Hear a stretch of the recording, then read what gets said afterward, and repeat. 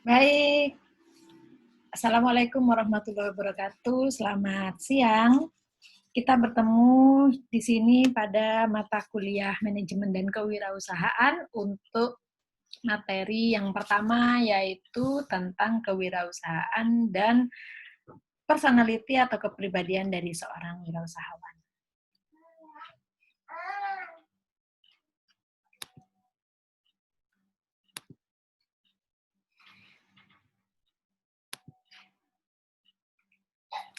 Ya, kita akan ngebahas tentang entrepreneurship dan the personality of entrepreneurs.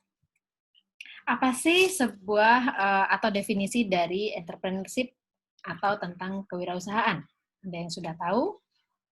Ya, dari beberapa referensi dinyatakan definisi dari sebuah kewirausahaan itu adalah sebuah ketekunan yang gigih, ya. Dalam hal ini bukan berarti yang gila ya, tetapi artinya yang gigih dalam menghadapi penolakan. Ya, dalam menghadapi sejumlah atau semua penolakan, total dari penolakan. Ya, jadi dia harus tekun dalam menghadapi penolakan. Artinya di sini bisa dikatakan bahwa sebuah wirausaha itu pasti akan menghadapi berbagai penolakan. Entah itu penolakan ketika menawarkan produknya atau jasanya atau layanannya, atau penolakan ketika mencari partner, ketika mau bermitra, ketika mau bernegosiasi, atau penolakan dari funding, ya, dan lain sebagainya. Intinya dalam hal ini adalah penolakan secara umum. Definisi yang lain menyebutkan bahwa kewirausahaan adalah mengejar kesempatan melalui inovasi, kreativitas, dan kerja keras tanpa melihat dari apa yang sedang dimiliki saat ini. Ya, jadi nggak berkata bahwa oh sekarang masih muda mungkin ya seperti kalian masih muda nih, jadi masih belum punya pengalaman misalnya, itu nggak akan mempedulikan hal-hal itu. Atau mungkin masih belum punya modal nih, belum punya skill, nggak punya background bisnis, nggak punya kemampuan A, B, C, D dan sebagainya, atau nggak punya uh, apa ya modal dan sebagainya, ya. Nah itu tidak dipedulikan, ya. Intinya di sini adalah mengejar kesempatan melalui inovasi, kreativitas dan kerja keras. Udah itu aja. Nah, kemudian definisi dari entrepreneurship itu juga dikembangkan selama 20 tahun penelitian di Harvard Business School. Ya. Nih, ini adalah hal yang terkenal ya. Nah, di sini entrepreneurship didefinisikan sebagai sebuah cara pikir, sebuah pemikiran, dan tindakan. Ya, tindakan yang berobsesi pada kesempatan secara menyeluruh dan juga kepemimpinan yang seimbang. Ya, itu adalah hasil dari penelitian yang dilakukan pada Harvard Business School dan Babson College. Nah, kalau tadi kita berbicara tentang definisi kewirausahaan, berikutnya adalah tentang wirausahawannya itu sendiri atau pelaku usahanya, pebisnisnya. Apa sih seorang pebisnis itu, seorang wirausahawan itu? Seorang wirausahawan itu adalah orang yang mengorganisasikan dan memanage atau mengelola sebuah usaha. Khususnya di sini adalah sebuah bisnis yang biasanya diawali dengan inisiatif dan berani menghadapi resiko. Ya. Inisiatif itu apa? Inisiatif itu kesiapan dia untuk melakukan sesuatu atau tindakan awal, itu inisiatif. Resiko, ya seperti kita tahu, resiko itu adalah kemungkinan-kemungkinan buruk atau bahkan mungkin kemungkinan kerugian. Gitu ya. Sehingga seorang wirausahawan itu adalah orang yang mengorganisasi dan memanage, mengelola sebuah usaha atau bisnis yang diawali dengan inisiatif dan dia mau menghadapi atau siap menghadapi resiko. Itu dari Webster College Dictionary. Kemudian dari referensi yang lain juga menyebutkan bahwa definisi dari seorang wirausahawan itu adalah seseorang yang menerima kesempatan atau mengejar kesempatan dengan membuat dan membuat kelompok untuk mencapainya, ya, membuat sesuatu untuk mengejarnya. Entah dia membuat organisasi, sekelompok pekerjaan, sekelompok sumber daya, ya, itu adalah seorang wirausahawan yang disebutkan di The Portable MBA in Entrepreneurship. Nah, apakah kalian pernah mencari contoh-contoh seorang wirausahawan yang sukses? Nah, makanya minggu lalu tugas pertama sebagai pemanasan mata kuliah ini adalah PR-nya mencari contoh-contoh bisnis yang sukses bersama juga para pendirinya atau para pebisnisnya. Dan ini saya memberikan contoh beberapa. Ini adalah data-data beberapa tahun yang lalu yang mana masuk ke dalam Forbes 30 Under 30. Artinya adalah yang masuk ke dalam kelompok 30 pengusaha atau orang yang berhasil menurut versi Forbes di bawah usia 30 tahun. Ya, mungkin beberapa di antaranya kalian sudah pernah melihatnya atau mendengarnya, ya. Ada yang dari kategori retail dan e-commerce, ya, yang mendirikan Revelio, kemudian ada yang dari kategori consumer teknologi, ya, pendiri Bahaso, kemudian ada dari kategori finance dan lain sebagainya, ya. Mereka ini semuanya berhasil pada usia di bawah 30 tahun. Ya, di berbagai jenis bisnis yang mereka geluti. Kemudian ada juga mungkin ketika kalian googling, mencari info, berita, ternyata kalian masuk ke IDN Media. Nah, ini dia pendirinya. Ya. Jadi Winston dan William Utomo itu adalah pendiri IDN Media. Sampai saat ini masih ada. Kemudian dari kategori healthcare and science ada Triwibowo yang mana membuat platform layanan kesehatan untuk orang lanjut usia. Jadi karena mungkin dia melihat peluang dari sebuah pasar yang tidak hanya membutuhkan babysitter untuk bayi saja, yaitu penjaga untuk bayi saja, tetapi dibutuhkan penjaga atau perawat untuk orang yang lanjut usia. Gitu. Makanya menyediakan platform itu dan menjawab kebutuhan pasar, maka kategori ini mencapai kesuksesannya dan masuk ke dalam Forbes 30 Under 30. Kemudian ada satu lagi yang menarik, yaitu Gibran Huzaifah. Ada yang sudah pernah dengar?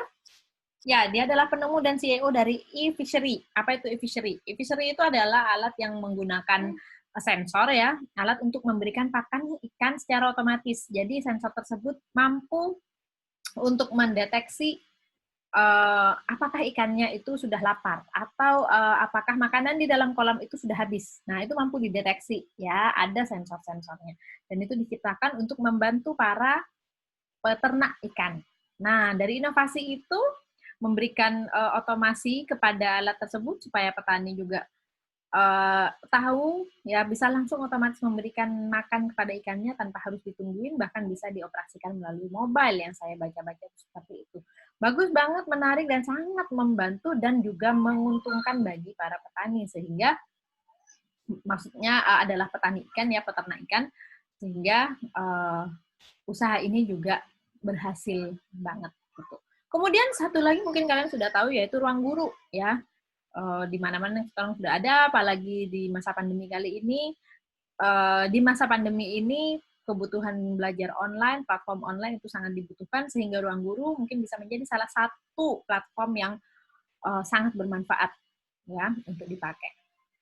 Ya, dulu ini saya tahu Ruang Guru itu sejak saya baru lulus kuliah, ya, 2006 kira-kira itu sudah tahu, ya, atau 2007, ya, saya lupa.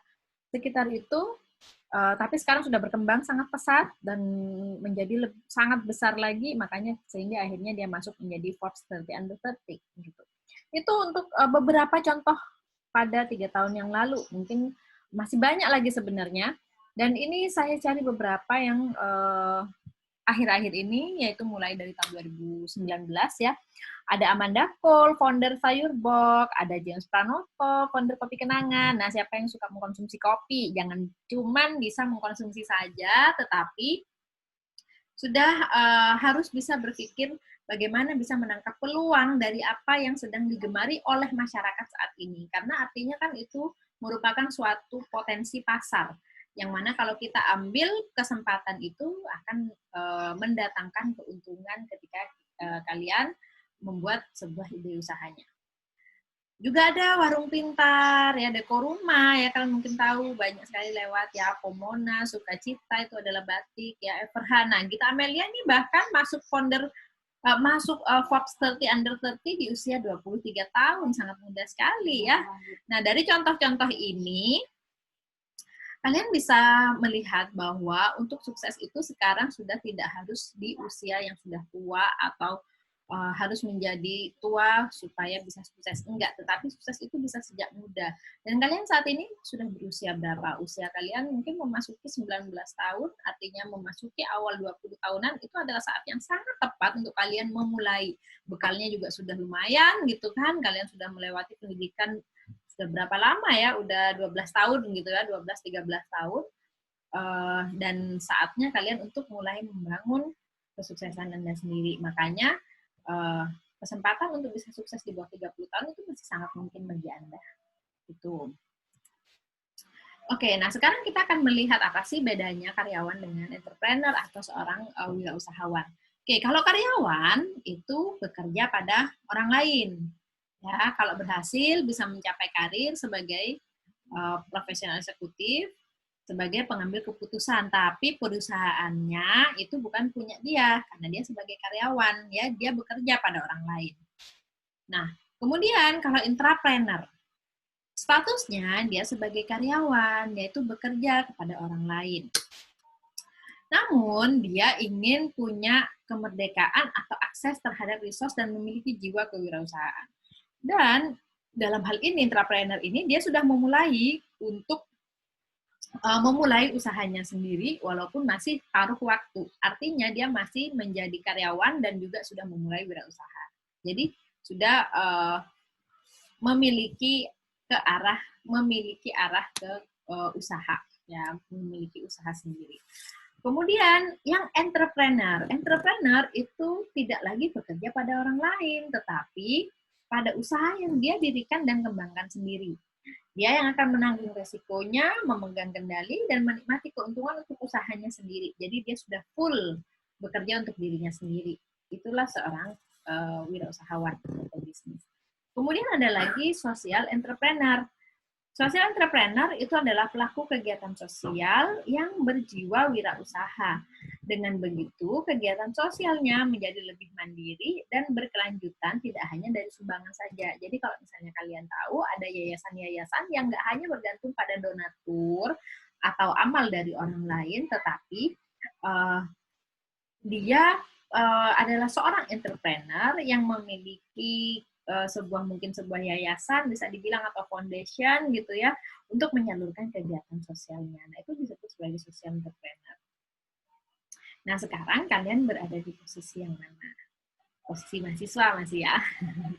Oke, nah kalian bisa nanti boleh misalnya masih menjadi karyawan dulu, kemudian berikutnya ke entrepreneur, meningkat ke entrepreneur, kemudian berikutnya lagi hingga punya jiwa sosial entrepreneur. Karena biasanya perusahaan yang besar, dia akan memiliki yayasan atau foundation untuk menyalurkan kegiatan amalnya, kegiatan sosialnya. Oke, itu tadi kita ngebahas tentang definisi-definisi kewirausahaan dan wirausahawan. Nah, sekarang adalah apa sih mindset dari seorang wirausahawan? Ya, ada 7 karakter dasar yang perlu dimiliki oleh setiap calon wirausaha. Itu menurut McGrath dan McMillan 2000. Apa saja 7 karakter dasar yang perlu dimiliki oleh setiap calon wirausaha itu? Yang pertama itu adalah action oriented. Ya, harus selalu berorientasi pada tindakan. Jadi nggak cuma ngomong tok. Nggak cuma berencana aja. Nggak cuman pengen begini, pengen begitu. Nah, cuman pengen-pengen aja tapi nggak dikerjakan, itu nggak bisa ya. Karakter dari seorang wirausaha itu adalah oriented action. Ya. Kemudian yang kedua adalah berpikir simple, nggak ruwet.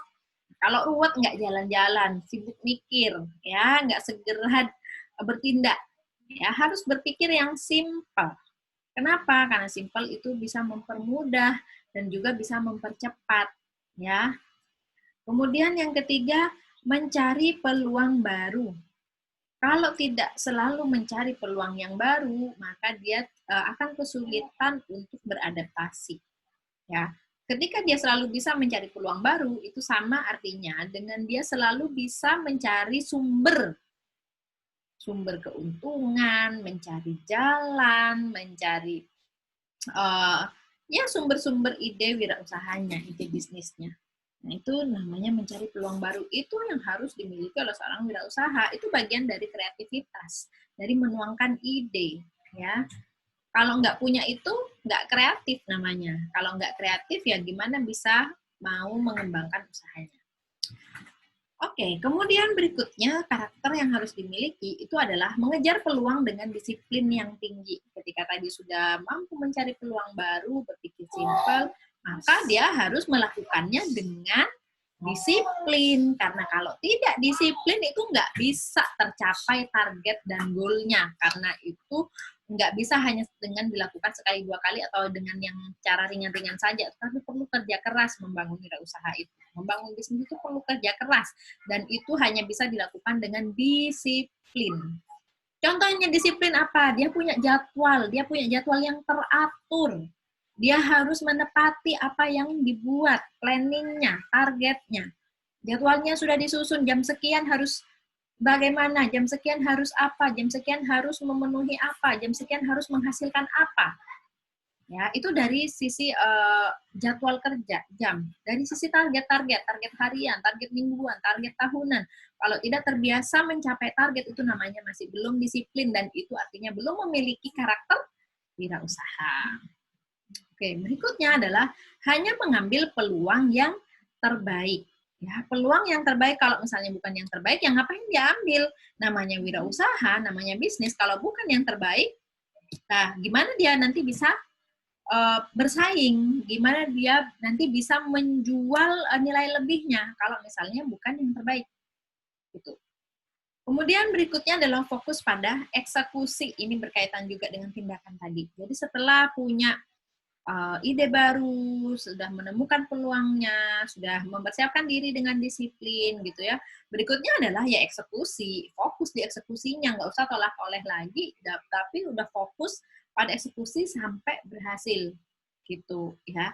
Jadi bagaimana nih penyelesaiannya, bagaimana actionnya dari planning-planning yang dibuat, ya udah fokus eksekusi, jangan toleh lagi, jangan kemudian masih ini masih itu, itu namanya tidak berpikir simpel lagi ya. Kemudian juga karakter berikutnya adalah memfokuskan energi setiap orang pada bisnis yang digeluti. Dia harus mampu melakukan organisasi, mengorganize SDM yang dimiliki. Ya, ketika dia punya, dia punya partner si A, partner si B, atau dia punya tim A, tim B, yang mana tim A itu punya potensinya apa, tim B potensinya apa, ya udah dia maksimalkannya di situ. Sehingga berbagai sumber daya yang dia miliki itu bisa fokus masing-masing untuk mencapai targetnya. Gitu.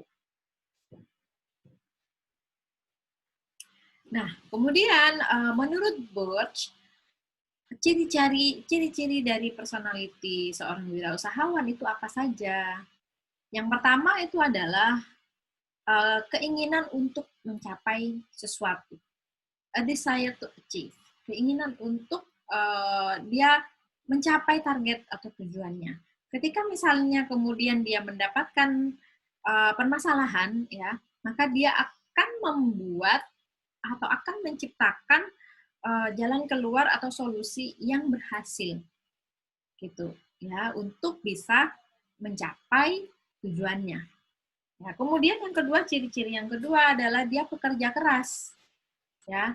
Yang mana kalau seorang wirausahawan, seorang pebisnis, seseorang yang sukses, kerja kerasnya itu sulit untuk disamai. Ya, kalau sama ya gimana kalau kebanyakan orang? Orang kebanyakan bukan orang sukses ya. Kalau semua orang sukses, kalian pasti akan melihat semuanya orang sejahtera, berhasil gitu ya.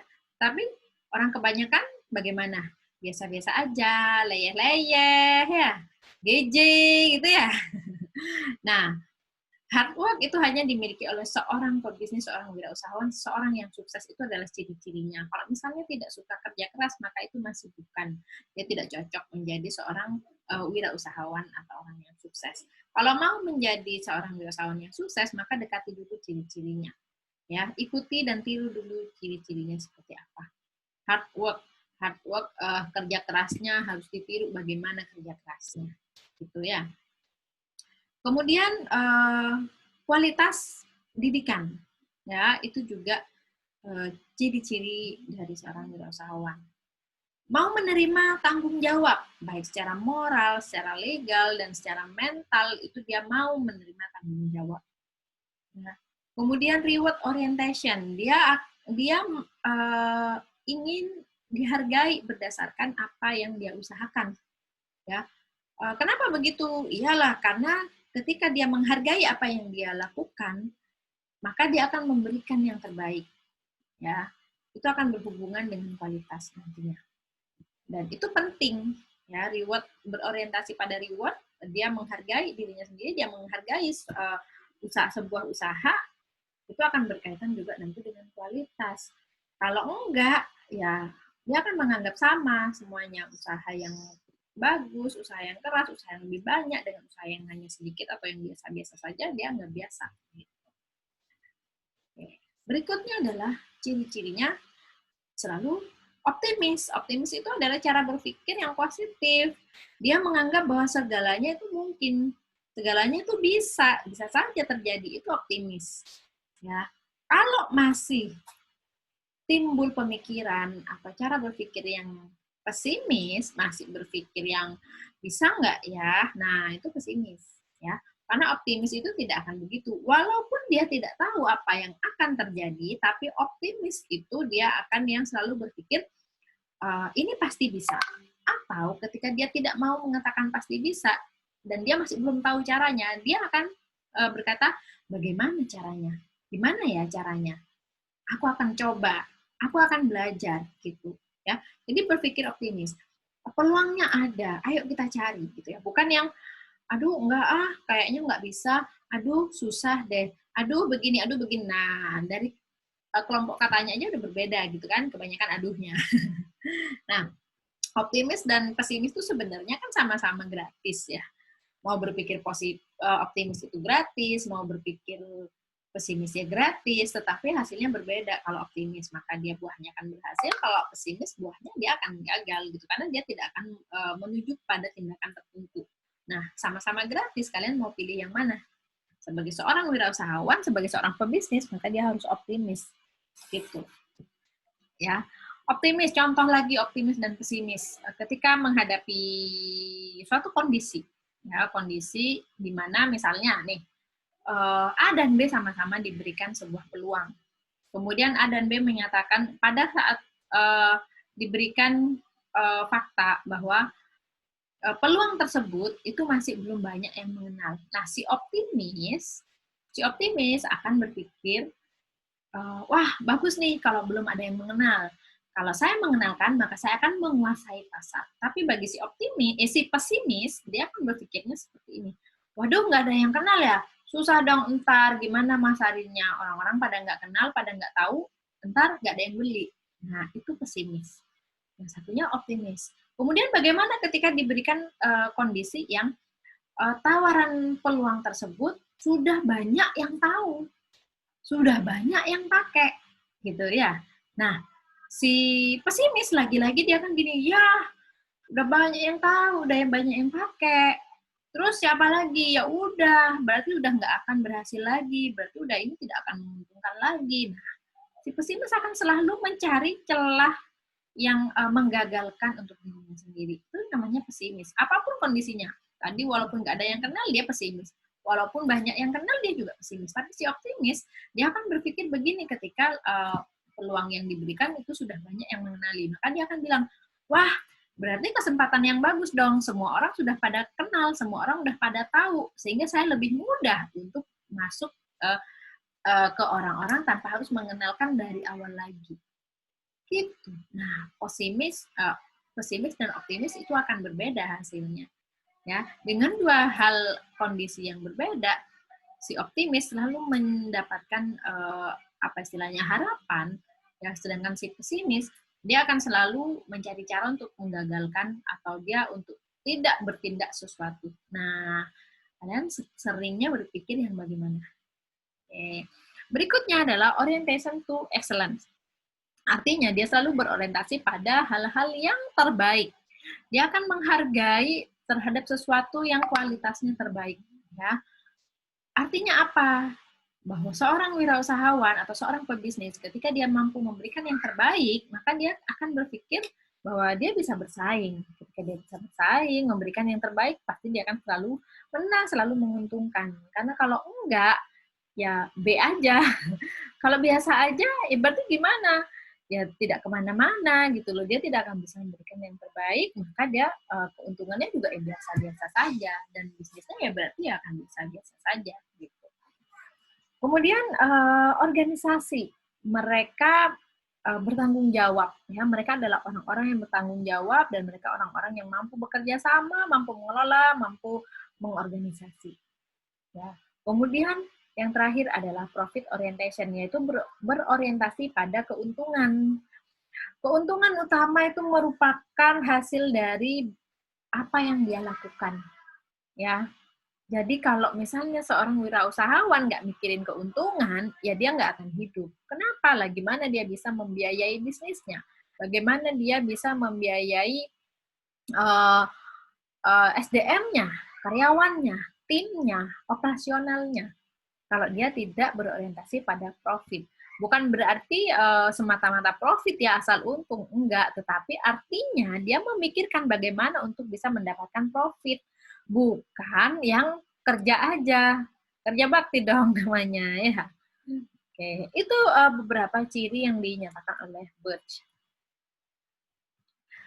Nah, berikutnya, seorang wirausahawan itu pasti akan mengalami kegagalan. Ya, banyak orang yang mengalami kegagalan, tetapi bukan itu esensinya. Kegagalan bagi seorang wirausahawan itu bukanlah sebuah kegagalan yang mutlak, tetapi mereka menganggap kegagalan itu sebagai sebuah proses dalam belajar untuk menuju sukses. Jadi kegagalan itu adalah proses pembelajaran, sedang belajar, ya biarin. Oh sekarang lagi gagal, oh ternyata nggak berhasil, masih belum berhasil. Ya udah, jalan keluarnya apa? Mulai lagi. Jatuh, bangkit lagi. Jatuh, bangkit lagi. Gagal, coba lagi. Sampai kapan? Sampai berhasil. Ya, jadi nggak ada batasan waktu sampai kapan orang berusaha. Ya, kalau misalnya seorang pebisnis, dia akan mudah untuk berhenti, ya dia tidak akan kemana-mana, dia tidak akan dikatakan sebagai seorang pebisnis, tapi dia dikatakan sebagai seorang yang gagal. Gitu, makanya ketika kalian mau memulai sebuah bisnis, mau bergelut di sini dalam kewirausahaan, maka mindset dululah yang penting. Ya, mindset untuk mau menerima kegagalan. Jangan kaget kalau nanti akan menerima banyak kegagalan, banyak tantangan yang dihadapi, ya nggak hanya yang kecil-kecil, tapi bisa jadi yang sangat menyakitkan, menjatuhkan gitu ya. Kalian harus siap dengan itu. Dan jadikan itu sebagai suatu proses, karena artinya dalam setiap kegagalan yang terjadi, di situ akan ada pembelajaran yang bisa diambil. Oh, kenapa nih kok gagal yang ini? Oh, mungkin produknya perlu dikemas lebih baik. Oh, cara komunikasinya mungkin perlu diperbaiki. Oh, mungkin kemarin masih belum ada ininya. Oh, mungkin kemarin masih ada yang kurang ininya. Gitu. Berikutnya diperbaiki lagi dan dicoba lagi. Ya, jadi kuncinya adalah coba lagi, start again. Kadang beberapa orang menyikapi bahwa kegagalan itu disebabkan oleh orang lain, disebabkan oleh pihak lain, padahal sebenarnya kita tidak bisa menyalahkan orang lain atau pihak lain, karena pasti di situ kegagalan itu adalah apapun penyebabnya, maka itu yang harus diperbaiki, bukan menyalahkan siapa-siapa. Nah, pada halayak umum atau di muka orang banyak, seorang wirausahawan itu harus selalu optimis seperti yang dikatakan tadi gitu ya, dalam ciri-cirinya Birch itu bahwa seorang wirausahawan itu harus selalu optimis, terutama kepada para founder atau para investor. Kalau di depan para investor aja tidak optimis, bagaimana investor akan percaya bahwa usaha yang Anda jalankan itu akan berhasil? Ya, wah, ini peluangnya sangat bagus, pangsa pasarnya sangat luas, maka ini sangat potensial untuk dijalankan. Itu optimis kan, sehingga orang, oh ya, ya percaya, maka dia akan menginvest, maka dia akan memberikan pendanaan. Tapi kalau udah pesimis lah, gimana mau didanai kalau pesimis, ya kan? Ya udahlah, kalau pesimis kan artinya mikirnya udah gagal duluan. Gimana mau didanai? Nggak bakal lah didanai. Walaupun jenis usahanya sebenarnya bagus, sesuatu hal yang bagus. Oke, kemudian juga punya prinsip, ya, tidak mudah goyah ketika mungkin mendapatkan pendapat, mungkin menerima masukan, menerima komentar, ya, atau mungkin menghadapi suatu tantangan, dia tidak mudah goyah.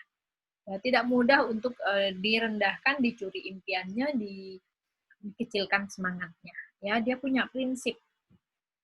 Oke. Kemudian dia juga memiliki kemampuan untuk beradaptasi, untuk berbelok ketika dia menghadapi tantangan. Dia nggak kemudian berhenti, oh ya udah deh, udah patah arang gitu. Enggak. Dia kemudian berhenti karena udah mentok nih. Enggak, dia nggak akan pernah berkata udah mentok. Tetapi dia akan mampu untuk berbelok, mencari jalan yang lain, berbelok, gimana cara jalan keluarnya lagi, gitu. Gimana solusinya yang lain, gimana caranya supaya bisa, gimana caranya supaya melewati ini. Jadi ibaratnya ketika melalui perjalanan ternyata ada dinding atau batu besar yang menutupi, maka dia akan mencari jalan keluarnya. Dia akan mencari jalan lainnya gimana. Nah, itulah seorang wirausahawan. Dia tidak akan pernah berhenti.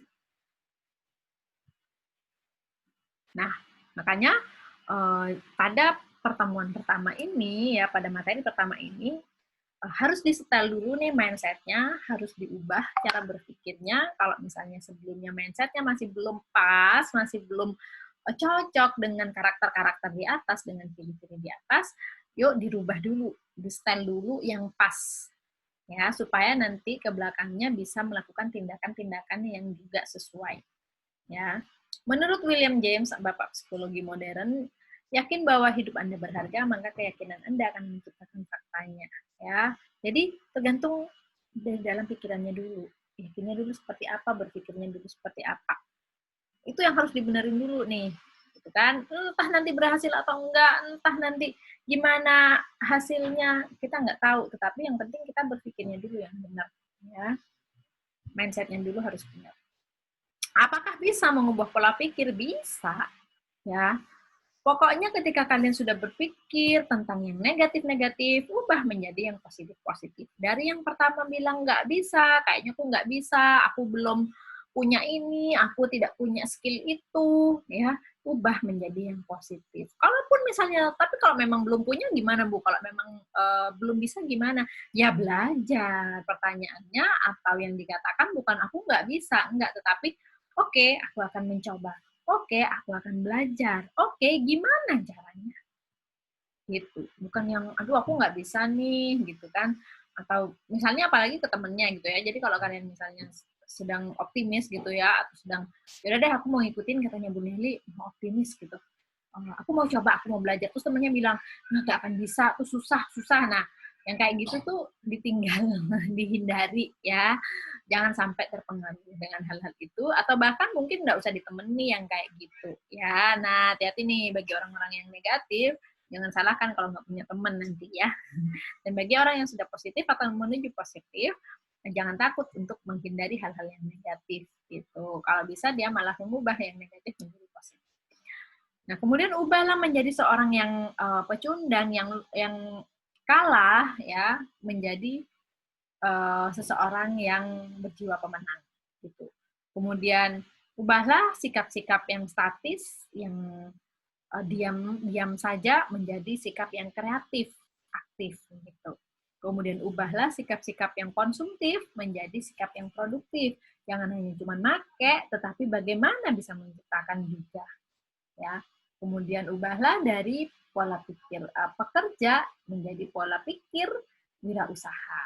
Ya, karena itu akan berkaitan dengan kreativitas juga. Oke, itu bisa diubah mulai dari sekarang sebelum ke tahapan berikutnya, mulai dari menggali ide dan lain sebagainya, ubah dulu mindset-nya, paskan dulu mindset-nya, cara berpikirnya dan pemikirannya ya untuk bisa siap menjadi seorang wirausaha. Oke, sikap dan attitude dan sikap seseorang ya itu harus punya komitmen. Komitmen itu dia siap akan hak dan kewajibannya, akan segala risiko yang akan dia hadapi. Nah, itu artinya komit dan dia akan memegang teguh. Dia tetap kalau dia udah oke aku akan menjalankan ini, maka dia akan menjalankan. Itu namanya komitmen. Ya, sikap dan tingkah laku. Kemudian kepemimpinan, leadership, obsesi pada kesempatan, toleransi pada resikonya sebesar apa. Kemudian keraguan, ketidakyakinan itu harus bisa diatasi.